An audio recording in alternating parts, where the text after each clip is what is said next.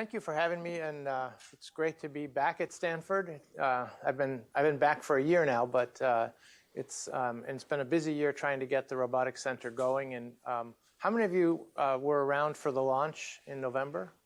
Did you know about it? Did you see it? Participate? Okay, not a lot of you. So I'm going to talk a little bit about that. And I think the word of the talk is impact, right? This is the way I think about the world. Willow Garage was a strange company. It was a sort of a think tank. It had a research lab component. It wasn't just research. It had a commercial component. It was technically a for-profit, but didn't make a profit. And we set as a mantra, we want impact first, return on capital second. That was the goal. And I think we achieved the impact part. And I'm sure that we did not achieve from the founder and funder's point of view the return on capital part. But if you look at the total amount of value created from what Willow Garage started in Ross and the companies that have used Ross to raise money, I think there's obviously a huge economic impact. So I'll come back to Willow Garage. Let me tell you a little bit about the Robotics Center. And as Mark mentioned, my journey, I was here as a student back in, and I wasn't a robotics student here. I was in a digital libraries project. My classmate was Larry Page. I like to joke that I finished. He did okay. I told him that joke. He said, "Yeah, I'm in a dead-end job." But it was a very interesting time, and it was a time of collaboration. And I got to experience collaboration among multiple faculty that actually did lead to very big impact. And the spin out from here, Google, obviously you all know about, was started shortly thereafter. So I came back to Stanford. I got into robotics at Willow Garage days, and I came back to Stanford recently because while it's great to work on a startup company and try to put robots in the world, what you find is you spend your time selling the robots. Like once you get it built, you're going to spend your time selling it, developing the market. And a lot of the problems you address are not robotics problems. And I wanted to get back to the cutting edge of robotics, which is where you all are. So you should appreciate that. The other thing I'll say, looking back on my time as a student, is that so many of the people that I was classmates with did very, very, very well, right? I mean, turned out to be, like Miran Sahami was a teammate of mine on a robotics class. He's the chairman of the CS department here now, right? So just there's just, and you don't know who it's going to be, right? So look around, keep in touch with these people. There's a big valuable part. I didn't learn that lesson. That's a GSB lesson that I'll just give you for free. Keep in touch with your colleagues. Okay. The point of the Stanford Robotics Center is to empower robotics research collaboration. We're trying to make it so that people from across the university, from lots of different labs, work together in order to advance robotics to help people on the planet. So that's sort of quick statement, bring together cross-disciplinary researchers from industry and Stanford for transformative impact on people on the planet. And that's the big idea, right? So the idea is that robotics is complicated. It's very hard. If any of you can do a whole robot from CAD design all the way through software, I'll challenge you to then do human-robot interaction and then do a business model on top of that. If you can do all of that yourself, you're amazing. I think I know of one person who might be able to do that and I've met a lot of really smart people. It's a stack, and it takes a team to do robotics, which is what makes it fun. There's 35 faculty now across Stanford who are robotics faculty affiliated with the center. So it is a very cross-disciplinary activity. The new faculty members, 5 of them since the launch, because the thing about the launch is that you get a lot of recognition and people say, "Oh, look at this."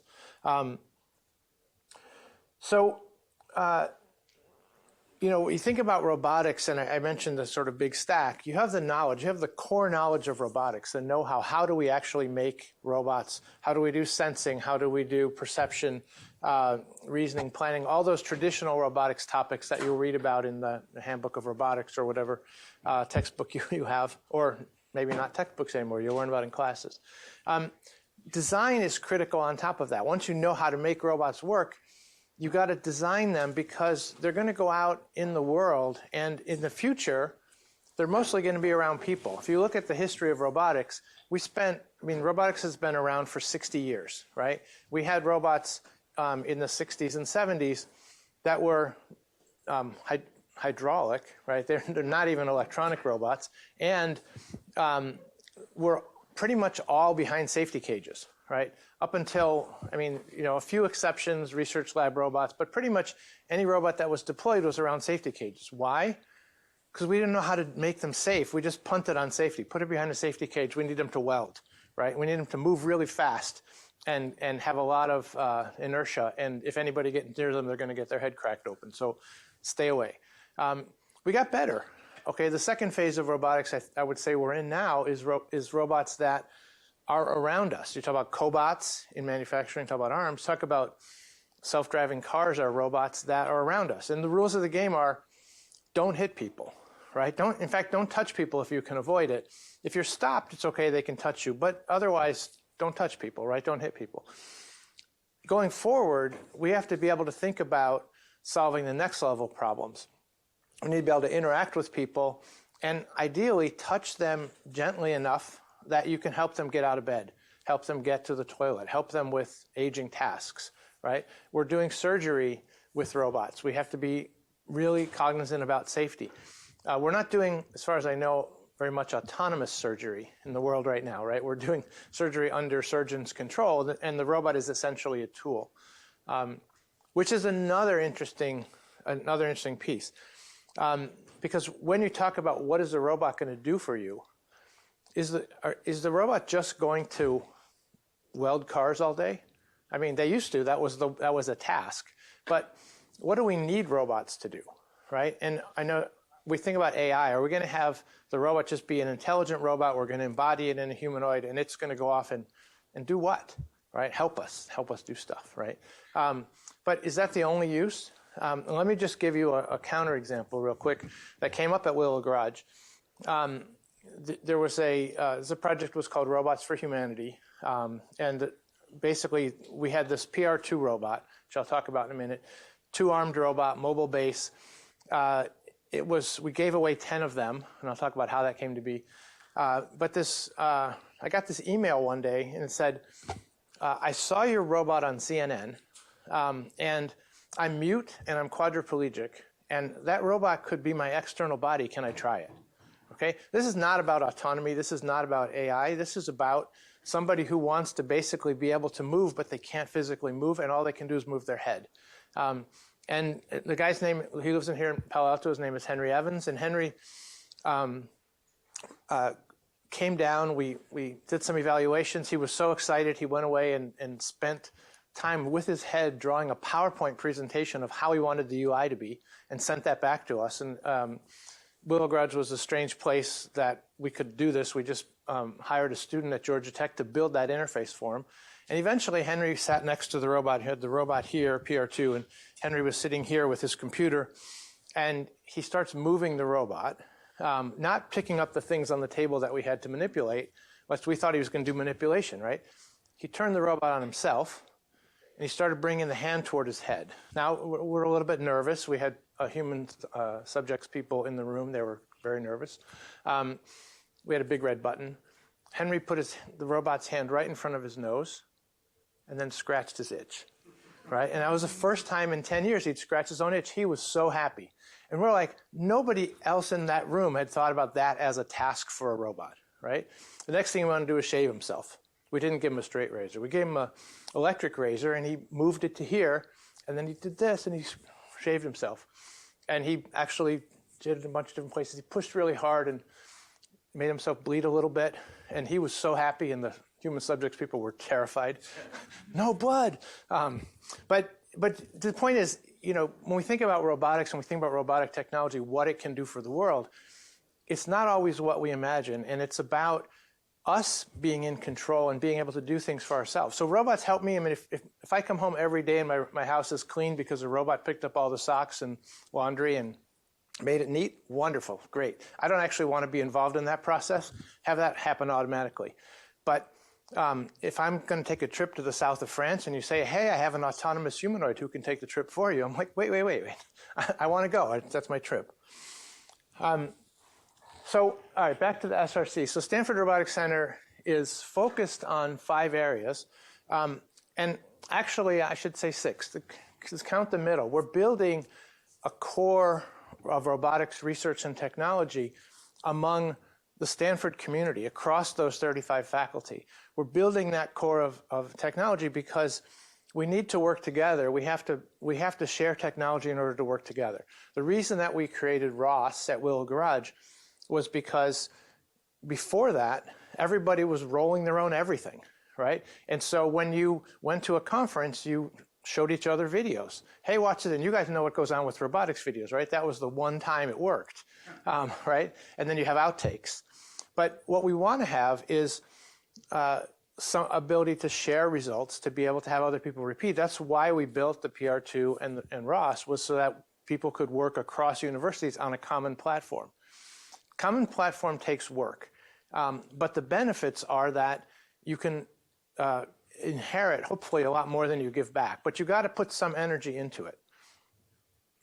The other areas around that core, future of work, so manufacturing, logistics, field robotics, of which there's a lot of different areas, medical robotics, surgery and rehabilitation and others, education and culture, and last but not least, domestic robots. Now, I have kind of a love-hate relationship with domestic robots, the idea of domestic robots, because on the one hand, of course, everybody wants a robot to, we actually did a survey at Willow Garage. What do you want from your robot? I want to do my laundry. Great. By the way, you already have 2 machines to do that. I want to do my dishes. You already have 1 machine, but okay. And I want to do my homework, which is just like inherently a bad idea. And anyway, now we have ChatGPT, so you get that. So how do we, but domestic robots, if you think about it as, you know, there are people like Henry who live at home who need help, either to help himself or need other people to care for them. And we have a huge problem in this world of demographic shift where there's going to be a lot of people who need help living in the home. It actually becomes a really interesting area. Our idea is to have flagship projects around these, and there's spaces in the Robotics Center for each of these areas where we can have projects to focus. So we had this big launch, and let me just show you a quick video of the launch of the center. Does I have to click?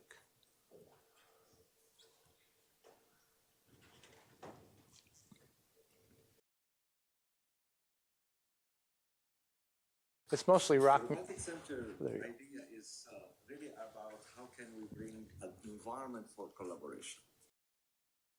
Our idea is really bringing multidisciplinary research to work together with industry to create innovations that will make an impact on our planet and on people.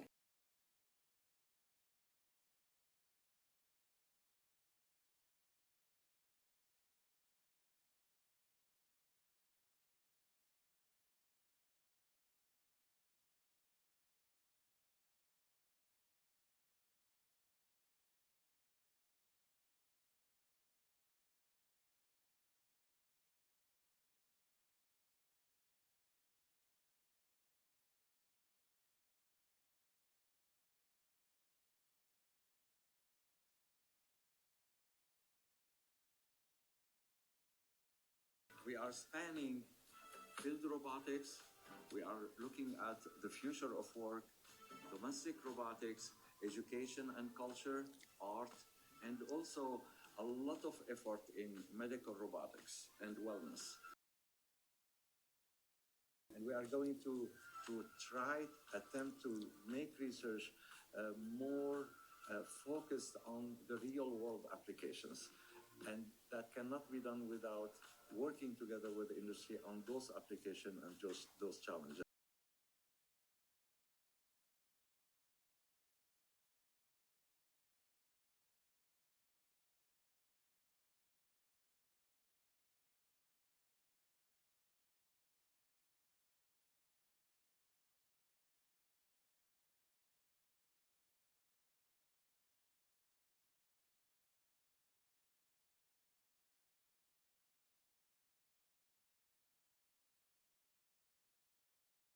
So obviously a successful launch, and now what? Right, that's kind of the way I'm thinking about it. We've got a lot of attention. We've got a lot of people calling, saying, "Oh, can I have a tour?" Actually, we're kind of overwhelmed with that right now. But in the course of this launch for last summer, we put together 50 demos. We were shooting for 30 to 40, so we kind of overachieved.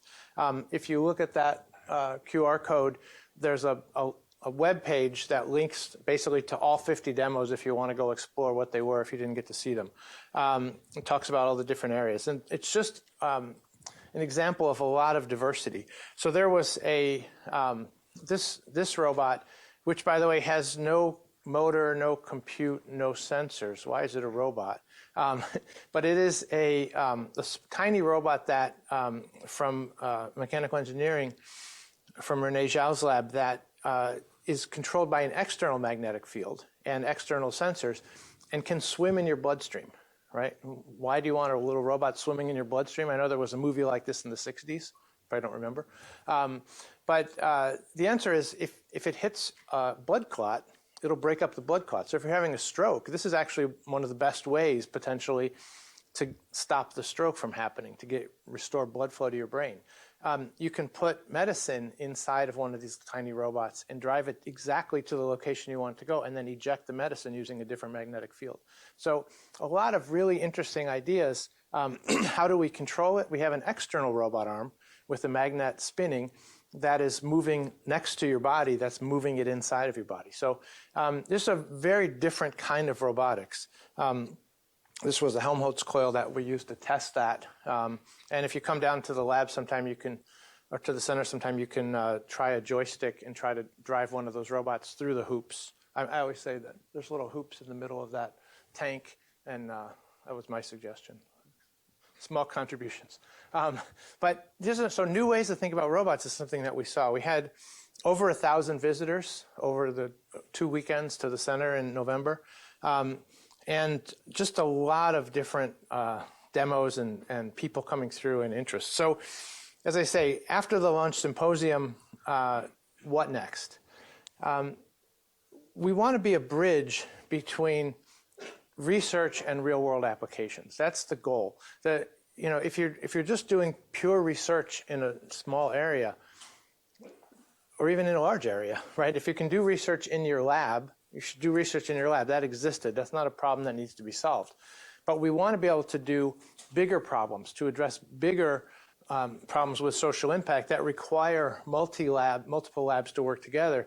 And the center provides a space and some resources to be able to do that. We're also, of course, care about education, so we're sponsoring this seminar, for example, and we're sponsoring eventually fleets of robots that may be used in classes. And we've got an outreach mission to kind of talk to people from outside the university about how do robots work, how is robotics going to impact their lives and things, so we talk about that. In the end of the day, the center is a way to basically build a community here at Stanford of robotics people, and hopefully all of you, who can work together, and we provide a place for that. So how do we do that? Well, the first thing we do is sponsor community events. We have a happy hour after this seminar every Friday. So whenever you come to this seminar, or you don't come to the happy hour afterward, interact with each other. Everybody's friendly. That's actually a nice thing about the worldwide robotics community, is that what I found, and I've met people from a lot of different places, robotics is a pretty friendly community, which is great. If you're going to have a career in something, it's nice to be with people that you like to be around. So we're building that community and creating opportunities to come together. This is kind of the one view of the center. There's a lot of space. It's the basement of Packard, and you're welcome to walk through any time. There's a bunch of different rooms there. We've got a dance studio. The dance studio is there to help us understand how people move, and we have motion capture in there so we can track it. And in the demonstration that's going on, we're understanding human motion and re-rendering robots doing the same motion at the same time. There's a human-robot interaction studio, which is a stage that we can create situations for people to interact with robots. The current setup is it's designed to make you feel like you're underwater if you walk through it and you experience videos of Ocean One, and you actually get to be next to Ocean One, the robot. We have haptic control devices in the center. We've got a domestic suite that kind of looks like a home a little bit. It's easy to do. You take a room and you go to the IKEA website and you say, here's my room, and then you order whatever they tell you to order, and boom, you have a domestic suite. But we set it up, and we've got robots in there that are, doing some work autonomously tidying up the floor, making the bed. There's some feeding robot. There's some toddler bots that are in there at the moment. We've got a kitchen, and there's this white robot is actually from Germany, from Karlsruhe, and that robot, a copy of that is going to be coming back to be here permanently. So we have a humanoid robot in the center, but it's not about a specific robot. It's, as a center, we're trying to create a set of resources that you all can use to do research, to learn about robotics. The medical bay, from this picture, you probably can't see much, but to tell you, it's very crowded. There's 5 different projects going on in there. We have a Da Vinci surgical robot. We've got the magnetic spinner robots that I showed you. We've got a remote ultrasound project, a project with soft robotic grippers to bathe people, and that's just the current ones. There's a bunch of seed projects that we are getting going with. In field robotics, there's a really cool robot that I like called the ReachBot out of Mark's lab that has these arms that are like this small and can reach out 10 feet in any direction and then have a gripper on the end. And the core technology behind it is actually this thing that's kind of like a tape measure that was designed, and you can buy it. They sell them to people who own boats. Right, you basically make a long stick out of a very small package, and then you can use it to grab the dock or grab something overboard. But if you put it on a motor, suddenly you have a linear actuator that can go much longer than its form, which makes it for a very interesting piece of a robot. There's drones, space-to-fly drones. There's a manufacturing logistic bay, and someday, if Osama watches this video, someday we will have a pool. Although it turns out to be very difficult to actually get it built for some reason. We've also got other robots in the area. Mark mentioned my last company. This is a relay robot, which is basically like the simplest robot you can imagine. It's a round diff drive robot. And if you're a roboticist, you're like, well, that's boring. We spent 10 years getting it out into the world to actually be used. It's not, getting it built was 5 months. The first version, but getting it actually to where hospitals will adopt it, where they say, how reliable is it? And you want to get to how many nines of reliability, right? Because of course, what it's doing in hospitals, it's carrying blood samples or tissue samples to the lab, right? So if you come in and get a biopsy, and then you say, okay, we took your biopsy, we put the samples in the lab, and we sent it to the lab, and if the robot fails, they're going to call you back and say, oh, we need to do another biopsy, right? This is not a good outcome. So you have to have high reliability in that application. We started in hotels. It was a little bit lower bar. You can send ice cream. If the ice cream melts, you can just send another one. So a lot of interesting robots. So I talked about impact, right? And I want to come back to that. And let me think about this in a couple different ways. If you talk about impact commercially, right, what you mean is I did something that I had some capital, and I came up with a product that people want to buy, and people buy my service, and I make money on each transaction. That's an important part of that startup thing that a lot of companies don't get, but it's important. And then you're actually increasing the amount of capital, so over time you're increasing capital. That's the goal of a company, right? In academia, it's a little bit different. What are we trying to do? We're trying to get people to study and build on our results. Right? We're trying to publish papers, we're trying to write patents, we're trying to build things, build new capabilities and demonstrate them as a community so that we can build each other, right? Build on each other's work. And the goal is to grow knowledge, right? That's what academics, that's what universities are set up to do. So those are different but similar, right? And I'll come back to Willow Garage. So Willow Garage was this as I say, kind of halfway house for wayward researchers on their way to startups. It's one way we thought about it. And out of Willow Garage came two things primarily: the PR2 robot and ROS. And one of the things, Willow Garage got a ton of press and interest over time. It turns out if you're in robotics, it's easy to get press. You know why? Because you can take pictures of robots. It's really hard to take pictures of enterprise software, right? You say picture of a person at a computer. But robots, you can take pictures, you can take videos, and so you get free media, right? It's a great thing. For some value of great. But what actually survives from Willow Garage is not the hardware. It's the software that you can't see. But ROS has a much, much bigger impact than PR2 did. And even when we first started, before we released the first version of ROS, before we released any kind of hardware robot, we found out there were people, because we were a very open place, we found there were people downloading parts of the software that we were building, taking it apart and using it. Like I visited a university at Sherbrooke in Canada, and they said, yeah, we're already using your stuff. I'm like, we haven't released anything. How can that be? Well, we were open. We were very open. We had meetings internally. We saved the notes on an open wiki, and apparently people were following us. Can I ask a question? Because as a hardware guy, I get hit with this all the time.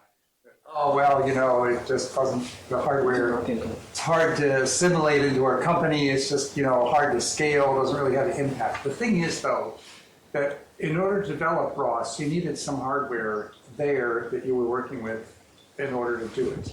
And this particular hardware, brought to light a bunch of human interaction issues that turned out to be really important for ROS that you probably wouldn't have thought about if you were doing the older kind of robots that, work in manufacturing. So, yes, ROS per se has the bigger impact. But it's a little bit like saying that like I'm a sculptor and my sculpture has the big impact, and the chisel that I'm working with did not have a big impact. Well. Oh yeah. Sorry, I don't mean to say that hardware is not. Let me be clear. In this case, for Willow Garage, the 10 years later, ROS had a bigger impact because it touched more people, right? Hardware can have a huge impact, right? iPhone is having massive impact on the world, and smartphones generally, like everybody carries one. There's billions of copies. Hardware works when there's lots of copies, and even prototype hardware is valuable in that it gets you to the next prototype. One of the interesting things that happened at Willow Garage was we had a meeting one day, and I was sitting at the head of the table watching the leadership team of Willow go back and forth, and there was this big argument going on, and I was listening to it, trying to figure out what were they arguing about and why. And it finally had this aha moment, because the argument broke down around hardware versus software, and the hardware people and the software people were arguing about like how we do things, how we get things done. And I realized that as a computer scientist, when I was an undergrad, we took my first software engineering class. There was this stuff I didn't understand in the first chapter. I just kind of glossed over it, but I remember it. It was like there are these waterfall models, and they're wrong, right? And there are these loopy models, which we might call agile now, and that's what we should do, right? And this was in the 80s, right? So a long time ago, we were talking about waterfall bad, agile good. And in this meeting, I realized that the hardware people hadn't gotten the memo, that they're still doing waterfall. But there's a good reason for this, right? I mean, yes, we want to be more agile. Yes, we have 3D printers. Yes, we can make prototypes as fast as we can. But in the end of the day, if you're going to make a product, you're going to send it, the result of the hardware is going to be a design, which you're going to send to a manufacturer, and they're going to make it, and they're going to send you back copies, and you have to actually pay for every single copy you get. And software, you can put it out, and then you could change it over the air, and that's a big, big difference. So as a result, the other thing difference between hardware and software that's really important and to think about as roboticists is the software people mostly maybe AI is changing this, but mostly can't cause harm, right? Like whatever I could do in my code, the worst I can do is brick my computer, right? But hardware people can like kill people, right? I mean, you can like, chop off fingers and things. You've got motors, you've got, you're creating force on the world. You can electrocute people. So hardware people learn safety in a way that software people don't automatically as part of the curriculum. And that's a really important piece as well. And again, a reason why we need to work together in robotics. Okay, I think I've digressed, but let me come back to the story. So Ross and PR2, at Willow Garage, we're starting this company. It was, kind of a strange company. It was funded, and then we grew to catch up to the funding. So it was like, here's your $20 million a year. Go, right? It's a great job if you can get it, by the way. I was the CEO there. And we're like, okay, let me hire a great team under me and try to, make impact. What we came up with after a while, we didn't originally start with PR2 and Ross as a vision. We started with the vague idea of autonomous technology. We actually had a self-driving car project that it was painful, but we canceled it after we didn't get to the finals of the DARPA Urban Challenge in 2007. But when we finally settled on this, we said, okay, what are our milestones? And these were the 4 milestones that we came up with. Navigate 2 pi kilometers indoors autonomously. Why 2 pi? We had to pick a number. We picked that. It seemed like a good number. Why just navigate? Why not any manipulation? Because the arms weren't done yet. We were building the robot kind of in 2 parts. We had arms that came out of a design from Stanford. They were supposed to be human-safe arms. They were gravity counterbalanced, so you could have small molders in the shoulder so they could be safe and still manipulate things. It was one of the cool things about that robot. But we didn't have the arms done yet. They were taking a while, so we just built the base and let's get the basic navigation stack working. And at this time, navigation was a solved problem, and we spent a year and a half or whatever getting it to work. So solved problem for some value of solved. The second milestone was also a performance milestone, navigate a marathon. So this time you're going to have to stop and charge along the way. And so we had to program the robot to be able to plug itself in. And we thought that it would be cool we were doing this to try to demonstrate the arms. So don't build a charging dock. That's like the obvious solution now. But let's just, we get to modify the plug because that's part of the robot. So we made it nice and square so the parallel jaw grippers could hold it and put an AR tag on it because that makes it easier to know exactly where it is. You still have to see the wall socket, and we didn't let them put markers on the wall socket. And we learned, this is pre-2012, so pre-AI, machine, big data, right? And so we were learning using whatever techniques we had at the time to recognize that one plug really well, and we were able to plug in that one plug. We didn't get to the solution of we wanted to be able to go into any arbitrary room. The third one was open the doors.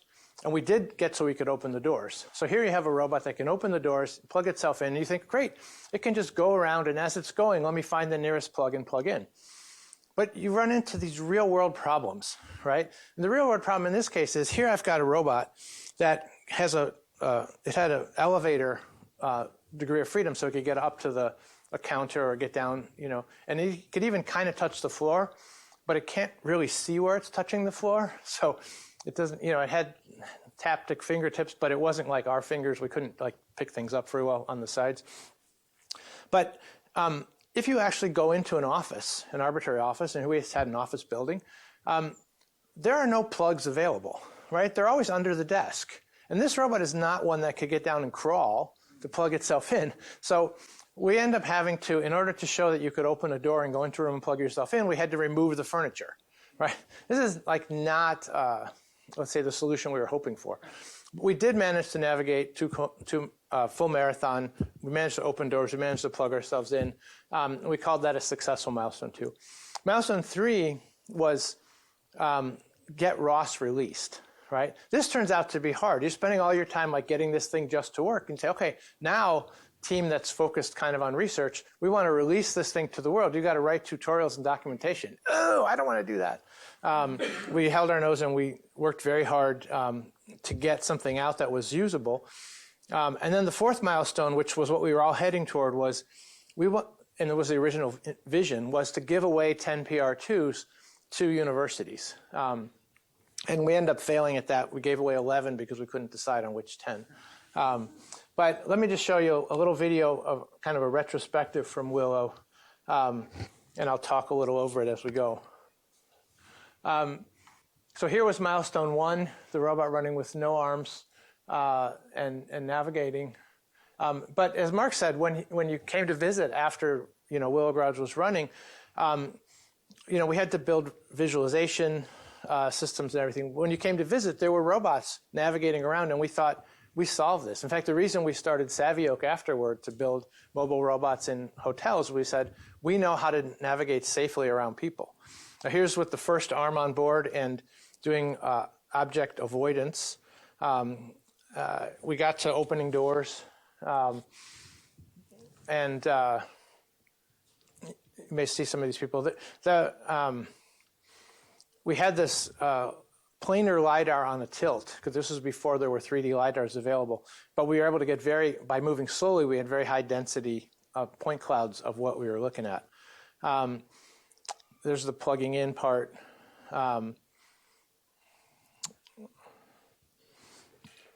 Which we were all very excited about. The other secret about Willow Garage was that we had a lot of interns. This was an intern challenge that we had. You saw Larry Page there was one of the advisors. We had an intern challenge, and we were having the robots actually try to do useful things. But as Mark said, this robot wasn't that useful. I might say a little bit more about it. But we did build a lot of them. We did give them away. We had a big launch event. Turns out if you ever want to do a big launch event, lighting is really important. You spend money on lighting, you get a huge impact. This was a big tent that we put in the parking lot. And then this is Scott Hassan, who is a visionary guy who funded and founded the whole thing. After we got to the milestones done, the question was, what next? We spent 1 week, just 1 week, building the Beer Me hackathon. And I'll pause for a second. In the Beer Me hackathon, it would basically, you would use a web interface.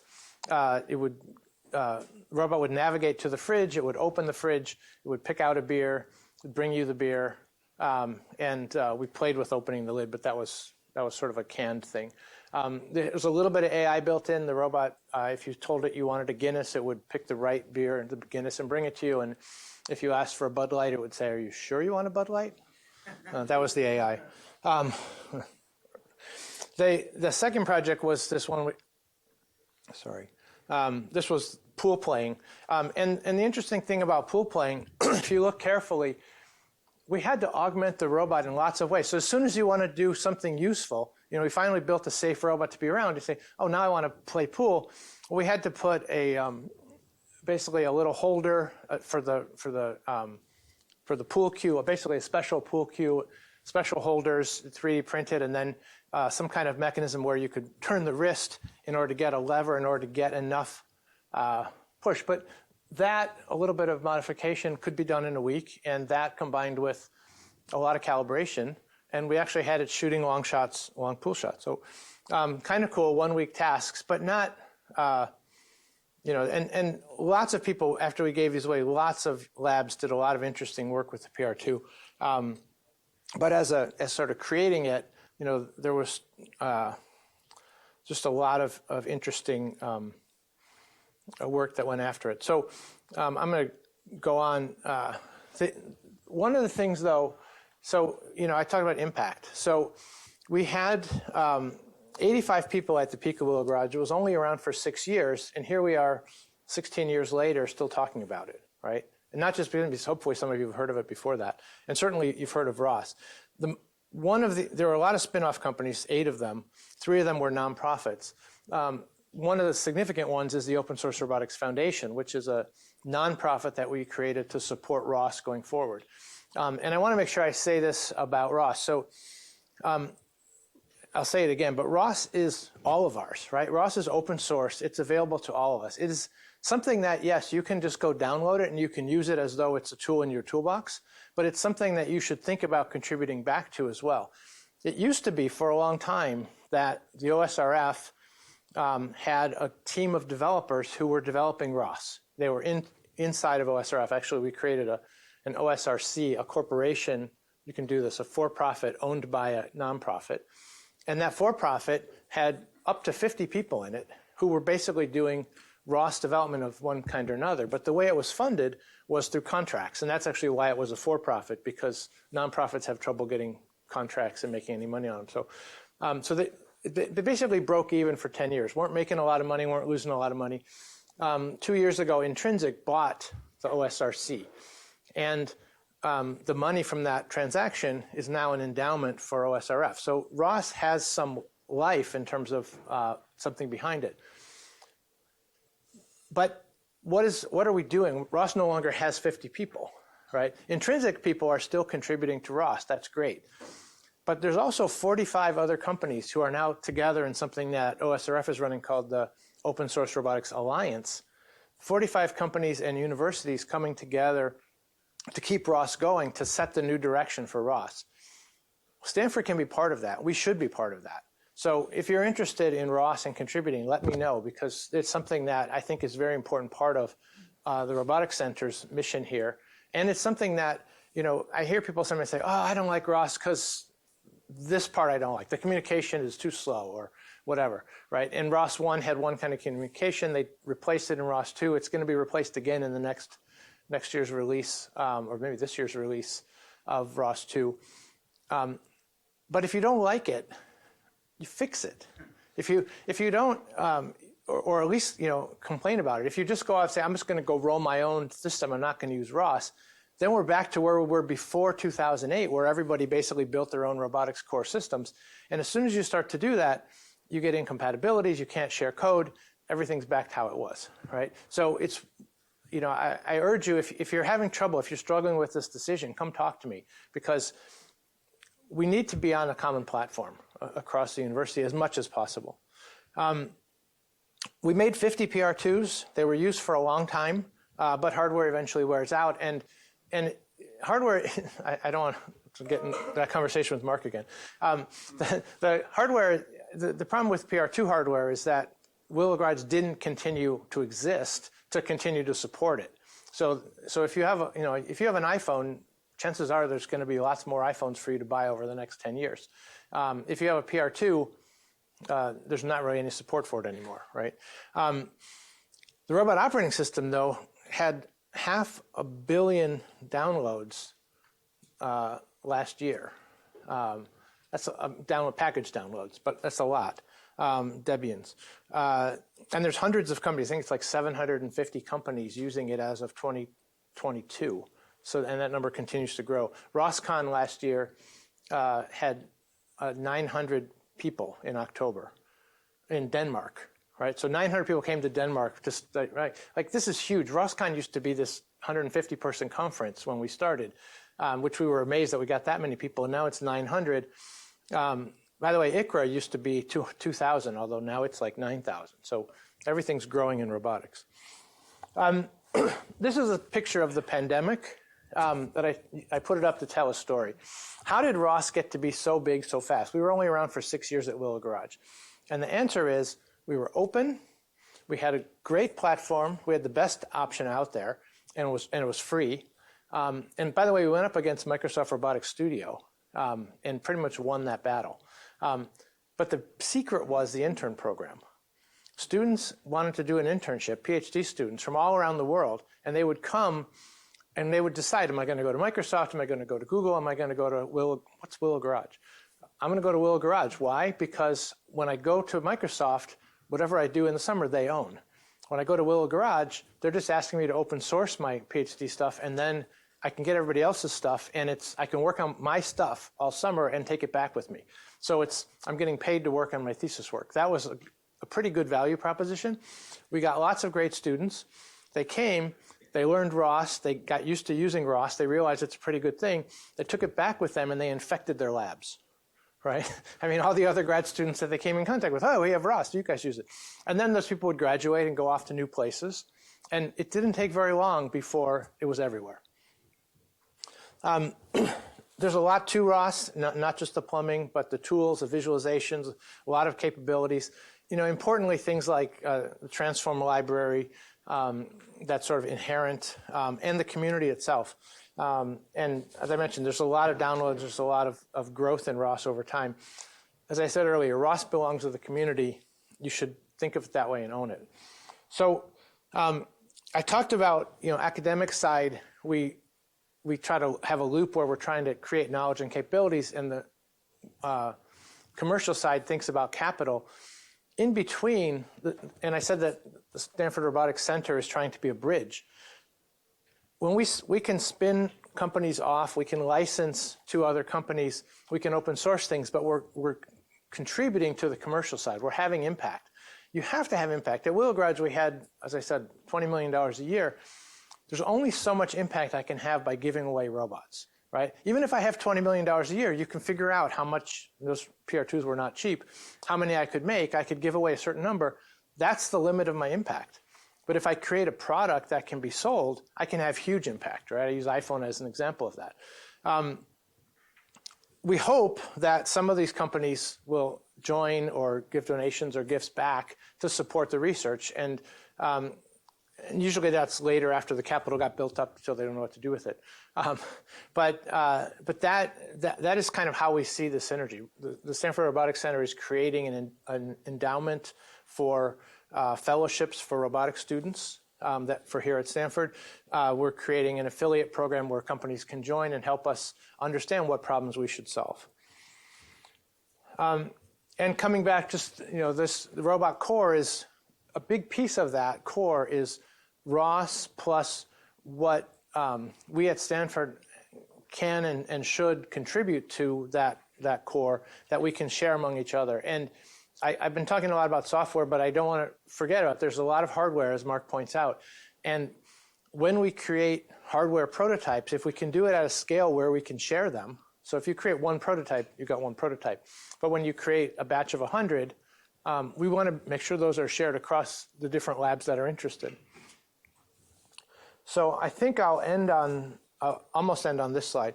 There's a number of initiatives. Our focus in the center is research, supporting research, and we'll have some workshops this quarter, and working on that core platform. Education, outreach, and funding. And then in the middle of it all is community, right? We have faculty meetings monthly, we have happy hours, there's special events, and I encourage you all to participate and get to know each other because, as I said at the beginning, I think most of you are going to be wildly successful in this life. You're at Stanford, right? You're doing great, and you're going far, right? And when you do, you'll go even farther if you keep in touch with your friends because they're also going far, and then you'll be really well connected.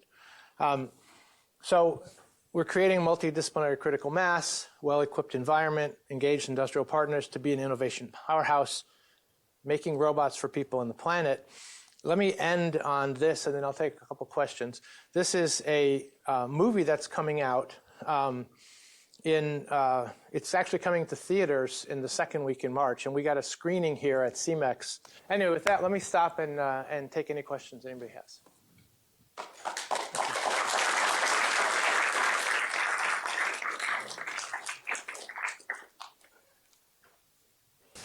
Crystal clear. Yeah. I didn't mean to give you a hard time about the hardware. It's just that the software wouldn't happen if there wasn't something for us to work on. If there wasn't hardware, we would call it computer science, not robotics. Yeah. And there wouldn't be anything to film either. Yeah. No, I'm personally passionate about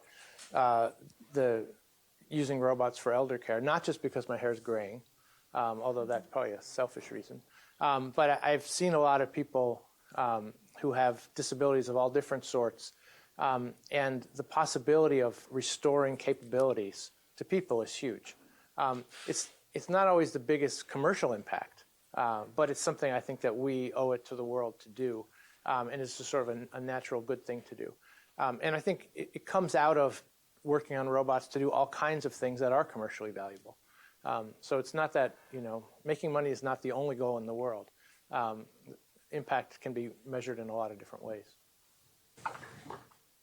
Yes. I spoke to you about this earlier, obviously, but I just wanted to ask you what you see the role of all the students here in building up the SRC community is. Yeah, I think there's talk about. So first of all, participate is the main thing, right? And talk to each other and share things. That's what a community is. We're talking about creating a graduate student robotics club. I think that's fantastic, and it's something that SRC will support as much as we can. So that's one piece.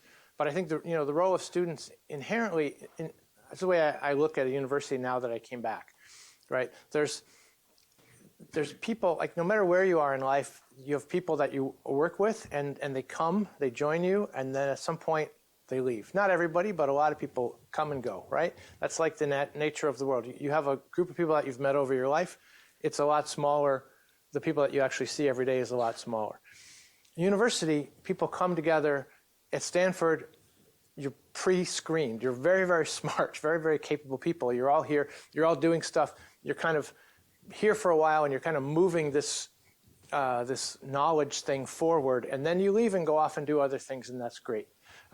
Some people get caught in the wheel like me or come back and stuck. But the faculty are here, and the faculty are kind of guiding the direction of research and training us and all that. So what's a student's role? The student's role is to come in, what's going on, how can I help, how do I see the world differently? Because you come in with a fresh look at this stuff, right? And sometimes there's just these aha moments. Like I mentioned you with Henry when he came in and said, hey, I want to use that robot to my external body. That was not what we expected PR2 to do, right? We didn't design it for that. And by the way, it wasn't the best robot to do that either. The coda of that story is that Charlie Kemp from Georgia Tech, whose student wrote that user interface and who participated in the project all the way through, gave up his lab. He shut down his lab last year, gave up tenure in order to run a company called Hello Robot, which is building robots specifically for that application, right? So, at some point you make the jump and you say, I'm going to go off and try to make a company of something and try to actually make big impact and try to make good impact, right? You have those choices. So as a student, come in, say what you think, right? And, everybody has like a lifetime of misconceptions that we put together, and students come in and give us a fresh look, and that's really valuable. And then, make things happen, right? That's what you do as a student, and learn while you're at it so that you're ready to go off and do the next thing. The Willow Garage coda is that, there were 85 people at the peak. At the end of Willow Garage, after we kind of knew that the funding was ending, there were still about 30 people. And when it shut down, those people were all, laid off or whatever you want to call it, right? The whole thing shut down, so those people were available. Everybody there went off and found other jobs, and many of them founded companies. And so suddenly there were a lot more people working in robotics with Ross than before, and that was actually intentional. Like when I talked to Scott Hassan, the funder, about, well, what's going to happen? We have this great Willow Garage. How can you let it end? He goes, it's going to be even more valuable what all those people do out in the world than it was having them all under one roof. Oh, I thought it was pretty great having them under one roof personally, but he wasn't wrong. There's a lot of companies that got started, and if you go around a robotics company, there's a lot of people have Willow on their resume. Yes? Question. So in robotics, and what is the edge for the students or the SRC and comparing with the industrial companies and following the trend of kind of the software or the foundation models? Like currently all the original or the pre-training models are from OpenAI or DeepMind. And here you mentioned $20 million, only several robots, but it can only kind of pay for a pre-training for one of the best multimodal robotics models. And here, even though $20 million is huge, but it's kind of still very limited resource comparing with those kind of the commercial companies right. working on the multimodal models for the robotics. Yeah, that's right. And by the way, $20 million was the Willow Garage number. But nevertheless, what your point is right, which is that there's a few very large companies who are putting very large amounts of money, maybe on the billions of dollars, into compute to do AI models. And there's no way that any university can compete with that. Right, so you have to work with them, or this is a quickly evolving space. So sometimes those models are available and you can use them. But also, AI is not equal to robotics, right? So robotics, robots will use AI to do tasks, and in particular for training. There's a lot of AI that's not robotics. There's a lot of robotics that isn't, I mean, AI helps in a lot of ways. I'm not trying to minimize AI at all, but there's a lot of parts of robotics that are not AI, that don't require all those large models to do. Large language models are not, going to help you necessarily design new, whatever. They're not going to solve, like, going back to Mark's older work, they're not going to create a gecko. I try to pick something that, because everybody will say, oh no, large language models can do that, for whatever I say. I try to pick something that you won't say that to me. But yeah, it's a good point, right? And so how do we work with industry on those language models?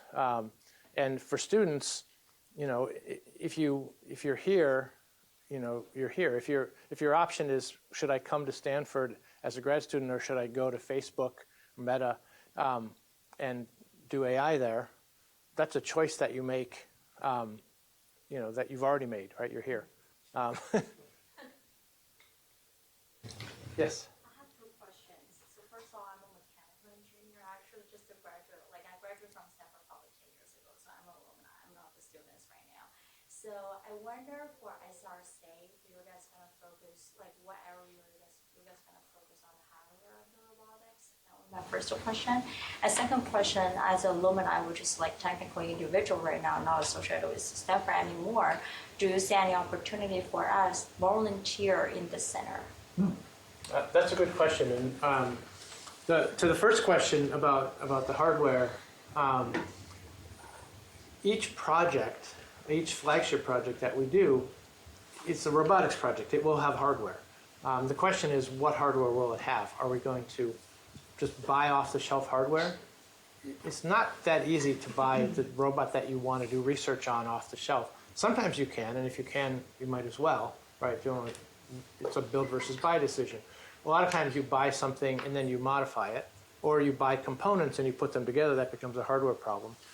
Or you mix, right? You buy some things, you add some things. So a good example of a project is Ocean One, which is the next generation of Ocean One's design will be going to 5,000 meters depth.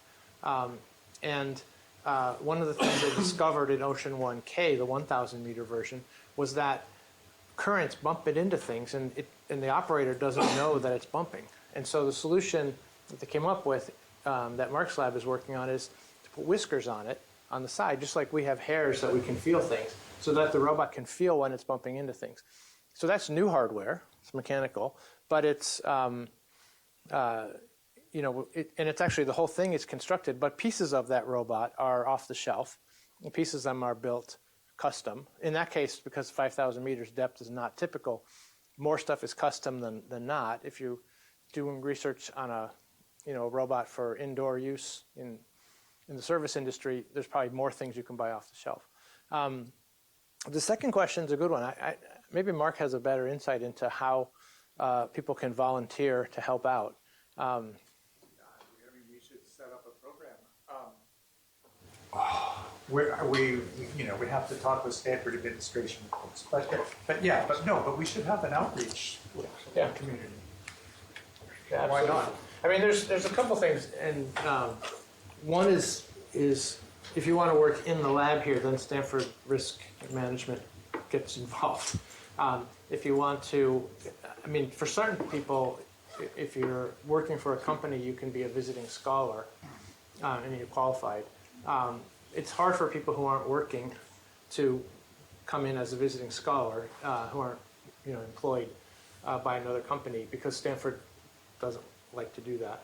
But there's also, I think, the other aspect of Stanford Robotics Center is we need to have connections out to other institutions. So, for example, we're working with the Forum in Cupertino, which is an elder care facility, to send people out there to sort of work with our technology may be a lot easier than having somebody working in the lab here.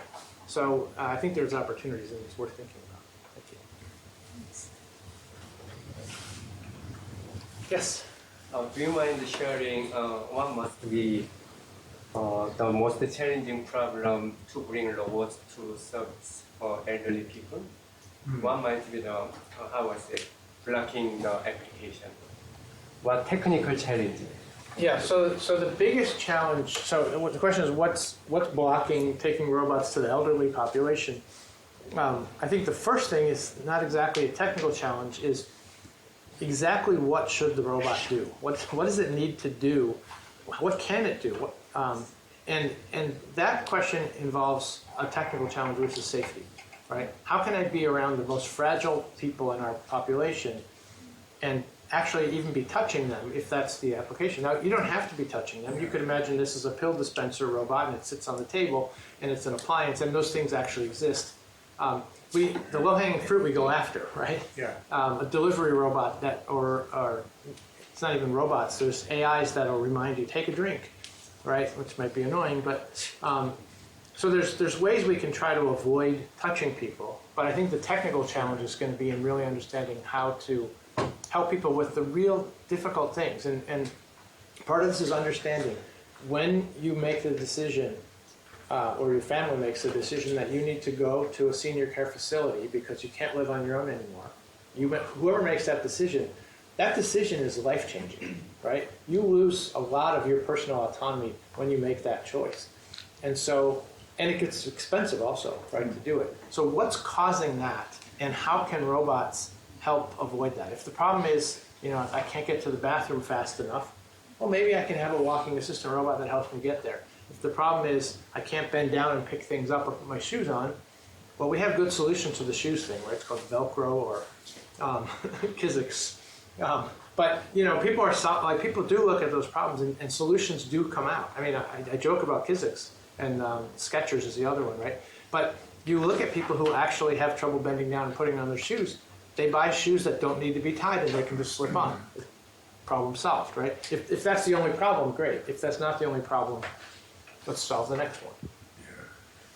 I think a lot of the hardest tasks are ones where you need a certain amount of strength and force in order to do the job. Helping people get out of bed, helping them take a shower, helping them use the toilet, and so on. These things you can't do like the Hello robot that isn't strong enough. It can give you pills, but that's about all it can do. Or it may even be able to help you brush your teeth.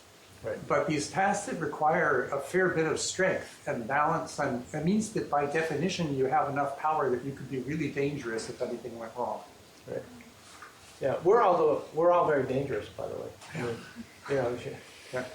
mean, but we're just somehow in control mostly, right? Not everybody, right? When a member of society is dangerous and out of control, right? Then they get restrained to protect themselves and others, right? That's an unfortunate reality of the world. But for the most part, most of the 8 billion people on this planet, can sit in the room without attacking me, which is great. I love this.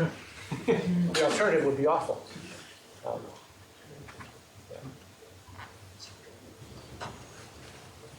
there more questions? Maybe one last one. No. Okay. All right. Don't forget robotics seminar happy hour after this in Packard basement. Snatch. All right.